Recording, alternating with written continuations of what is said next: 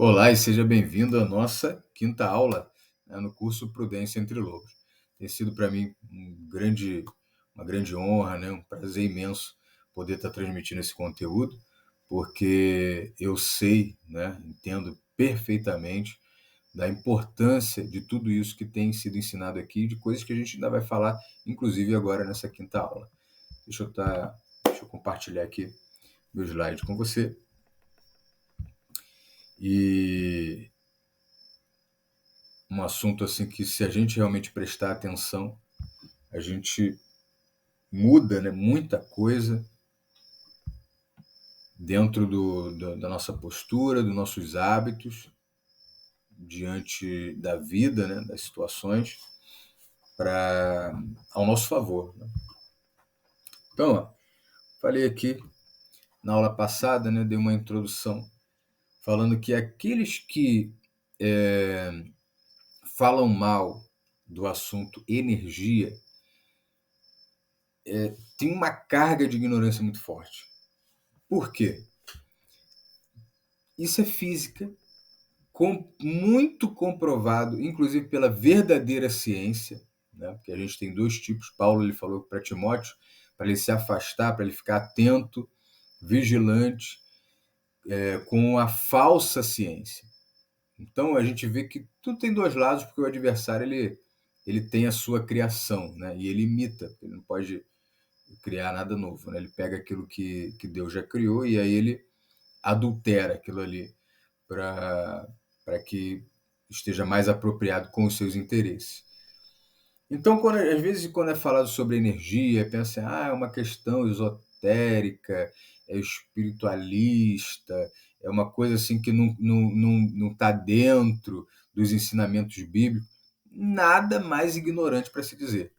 Então, uma das equações, eu acho que talvez a mais famosa, a equação de Einstein, é aquela que é igual mc2, ou seja, energia igual a massa vezes a velocidade da luz ao quadrado. O que isso significa? Que os dois são basicamente o mesmo, o que muda é a velocidade, é a frequência. Então, um está em altíssima frequência e o outro numa frequência alta, mas menor do que a outra. Então, se você pega a energia, ou na verdade a massa, por exemplo, e você aumenta a energia da massa, você transforma aumenta a velocidade, perdão. Você aumenta a velocidade da frequência, você transforma em energia. Assim como se você pega a energia e você diminui, como acontece com as coisas materiais. Tudo existe. Você vê em Efésios, no capítulo 1, versículo 3, diz que nós fomos abençoados com todas as bênçãos espirituais nas regiões celestiais. Toda aquela vida que você quer, aquela vida de bênção, a prosperidade em todos os sentidos, já existe no mundo espiritual. É isso que o texto está revelando. E esse texto é muito forte, que na verdade eu nunca ouvi pregação sobre ele. Mas esse texto é muito forte, que diz o quê? Que toda a realidade, ela já existe. A realidade não é só aquilo que a gente pode ver. A realidade é aquilo que Deus já determinou para nossas vidas. A realidade da minha vida, a minha realidade, é aquilo que Deus já determinou. Qual foi a realidade de Abraão a partir do momento que Deus falou assim, você vai ter uma descendência gigante? É que ele já tinha descendência. Era só uma questão do tempo passar para aquilo se manifestar dentro de uma ciência, aplicável nesse mundo de terceira dimensão. Ou seja, as pessoas teriam que ter o ato sexual, esperar o período de gestação, e aí todo aquele processo que foi o que ocorreu até que se surgisse uma nação, até que se desenvolvesse uma nação a partir de Abraão. Então, é necessário isso. Mas essa já era uma realidade no âmbito espiritual, porque a partir do momento que Deus ele determina algo sobre a minha vida e sobre a sua vida, aquilo já é uma realidade. É só agora o tempo para que, dentro de uma ciência de terceira dimensão, tudo possa acontecer devidamente. Deus poderia estalar o dedo ou falar assim, que haja filhos, ou pegar do barro, como criou Adão, e criar um monte de descendentes de Abraão. Mas não, ele respeitou aquilo que ele mesmo criou, que toda essa dinâmica, né, de gestação, da necessidade do ato sexual, da intimidade entre o casal, para que os filhos eles possam ser gerados e aí gerar outros filhos, filhos de filhos e tudo mais, e aí se tornar aí esse grande povo, né? Então, energia, né, o nosso corpo, inclusive, tudo é composto por átomo, e 99,9999999% do átomo é energia. O próprio elétron, se você buscar aí no YouTube, você colocar assim, ó, experiência da dupla fenda, você vai ver que ele não se comporta só como uma partícula, ou seja, como algo sólido, bem pequenininho, como se fosse uma bolinha de gude microscópica. O elétron ele pode se comportar tanto como uma partícula, como também como uma onda de energia. E isso vai depender de quê? Vai depender de quem está observando. Isso é muito incrível, você se aprofundar nesse assunto, a gente não tem tempo aqui no curso, porque esse curso ele foi feito para que a gente trabalhe, não se estenda muito nas questões, mas para que você entenda, né, tenha um parâmetro, e inclusive através da verdadeira ciência, de como você deve se comportar, compreendendo como que funciona a dinâmica da vida, né? Como que as coisas influenciam e são influenciadas, né? Então aqui, ó, e Deus, em Atos 19, verso 11 e 12, e Deus, pelas mãos de Paulo, fazia milagres extraordinários, a ponto de levarem aos enfermos lenços e aventais do uso pessoal de Paulo. Então, diante dos quais as enfermidades fugiam das suas vítimas e os espíritos malignos se retiravam, né? Então, Almeida Revista e Atualizada, essa versão que eu acabei de ler, talvez na sua Bíblia seja um pouquinho diferente. E o que a gente percebe nisso daqui? Energia.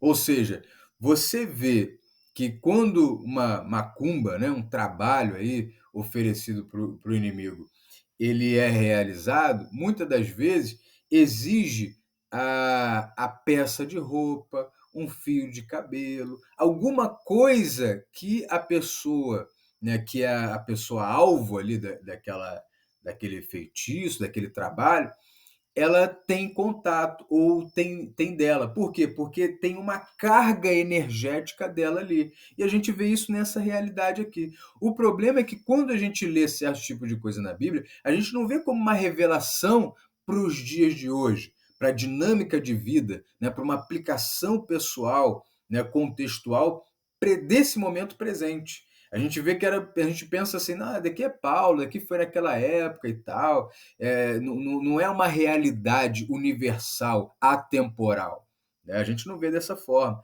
Então, a gente acaba deixando escapar muito do que se podia aprender dos escritos, para que a gente possa viver a nossa vida hoje de uma forma muito melhor e, conforme o conteúdo, né, o assunto principal desse curso, com muito mais prudência, né? Então, você pode, digamos assim, energizar um certo objeto e ali você utilizar tanto para o bem. O que Satanás ele faz? Ele inverte. Então, você também pode utilizar para o mal, né? Ou seja, o ser humano pode utilizar para o mal, né? Você não vai utilizar para o mal, mas o ser humano ele faz isso, né? Dependendo da pessoa, ela pode estar energizada de uma forma positiva ou de uma forma negativa que vai influenciar e prejudicando a vida da pessoa em questão, né? Então, ó, a gente vê aqui também uma revelação lá de Deuteronômio no capítulo 7, versículo 25 e 26, que diz o seguinte: as imagens de escultura de seus deuses queimarás, a prata e o ouro que estão sobre elas não cobiçarás, nem os tomarás para ti, para que te não enlaces neles, pois são abominação ao Senhor teu Deus. Não meterás, pois, coisa abominável em tua casa, para que não sejas amaldiçoado, semelhante a ela. De todo a detestarás e de todo a abominarás, pois é amaldiçoado. Então, a gente poderia aqui, se a gente ler só o versículo 26, a gente poderia entender o quê? Ah, isso aqui, Fábio, é só de imagem. Só está falando de imagem de escultura. Né? Ah, está falando para não colocar coisa abominável. Essa coisa abominável é uma estátua, né? É um amuleto, né? É alguma coisa assim que tem ali uma gravura de anjo, de santo ou de qualquer coisa do tipo, né? De um animal, né? De um elefante sagrado, alguma coisa assim. É sobre isso que está falando, Fábio. Mas no versículo 25 você vê que até a prata e o ouro não é para você tomar para ti do que foi oferecido ali. Por quê? Porque existe uma carga naquilo ali. Então, se Deus não quiser, por algum motivo, digamos assim, limpar aquele objeto, né? Ou metal, ou a moeda, ou seja lá o que for, se por algum motivo Deus não quiser limpar ali, você não deve levar isso para dentro de casa. Não é um padrão, como acontece com a alimentação. O alimento é algo realmente, você pega ali o alimento, não tem, foi oferecido, não tem problema, vou render graça porque isso aqui veio das mãos do meu pai, né? O alimento ele veio da terra, não tem problema. Então aí você dá graças a Deus e você consome, essa é a orientação bíblica. Agora, dependendo, tem que ser alimento, né? Aquilo que a Bíblia diz que é alimento.